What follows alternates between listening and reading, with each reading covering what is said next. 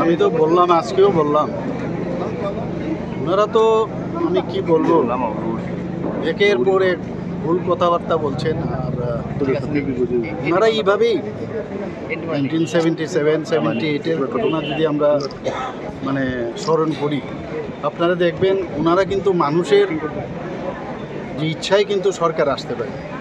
নানা রকম ছলছাতুরি করে কংগ্রেসের সাথে হাত মিলিয়ে সিএফডি ইত্যাদি যেসব তৎকালীন সময়ে যে রাজনৈতিক সংগঠন হয়েছিল তাদের সাথে যুক্ত হয়ে সেইভাবেই কিন্তু ওরা পাওয়ারে এসছে।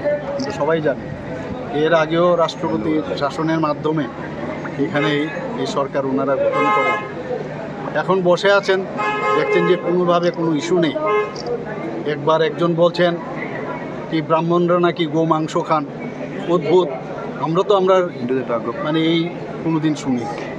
আবার একজন বলছেন যে উগ্রতা মাথায় নিয়ে, এবং উগ্রতা মাথায় নিয়ে কি জঙ্গিপনা নিয়ে, জঙ্গি আন্দোলন তো আর অস্ত্রশস্ত্র হবে না। এর আগেও ওনাকে শুনতে দেখা গেছে সবাইকে বেরিয়ে পড়তে হবে, সবাইকে যা যা করার এই যে ইঙ্গিত, এগুলো তো অ্যাকচুয়ালি আইনে সেগুলোকে মান্যতা দেয়, সেগুলো অন্যায়, এগুলো ঠিক বলাটা ঠিক নয়। এই বয়সে এবং এতদিন রাজ্য চালনার পরে তারা যদি এই ধরনের কথা বলেন, তারা তো মানুষকে উস্কিয়ে দিচ্ছেন। যে আমার মনে হয়, আমি ধিক্কার জানাই এই ধরনের যে কথাবার্তা ওনারা বলছেন। এবং এর আগেও আমরা দেখেছি প্রাক্তন আরেকজন যিনি মুখ্যমন্ত্রী ছিলেন নৃপেন বাবু, উনিও বলেছেন আমি যদি ট্রাইবেল হতাম, জনজাতি হতাম, তাহলে আমি উগ্রপন্থী হতাম। উনাদের সময়ে এই উগ্রপন্থার সৃষ্টি হয়েছিল, উগ্রপন্থীও এখানে সৃষ্টি হয়েছিল। ওনারা এইভাবেই কিন্তু সরকার 25 বছর এখানে চালনা করেছেন। আর আমাদের সরকার, মাননীয় প্রধানমন্ত্রীজি আসার পর থেকে আপনারা দেখেছেন এই উগ্রপন্থীদের কিভাবে স্ট্রিম লাইনে আনা যায় সেই ব্যবস্থা আমাদের সরকার আমরা করেছি। কাজে ডিফারেন্সটা দেখতে হবে। আমরা বলছি ডিফারেন্স, পার্টি উইথ ডিফারেন্স, আমাদের গভর্নমেন্ট উইথ ডিফারেন্স, সেটা কিন্তু আজকে আমরা প্রতিষ্ঠিত করতে পেরেছি।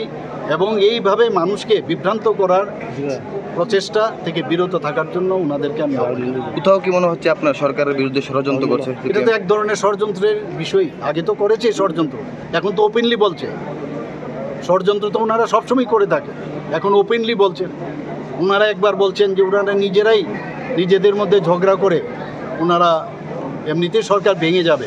অর্থাৎ বসে আছে আমাদের মধ্যে কবে ঝগড়া হবে, জাতি জনজাতির মধ্যে কবে বিবাদ হবে, এইসব আশা আকাঙ্ক্ষা নিয়ে অনেক দিন ধরে বসে আছে। দেখছে কাজের কাজ কিছু হচ্ছে না, তখন এই ধরনের কথাবার্তার মাধ্যমে মানুষকে বিভ্রান্ত করার চেষ্টা করছে। একটা জঙ্গিপনার যে মানসিকতা এবং সত্যিকারের অর্থেই ওনাদের যে মুখ আর মুখোশ আজকে কিন্তু প্রকাশ পেয়ে গেছে। ধন্যবাদ।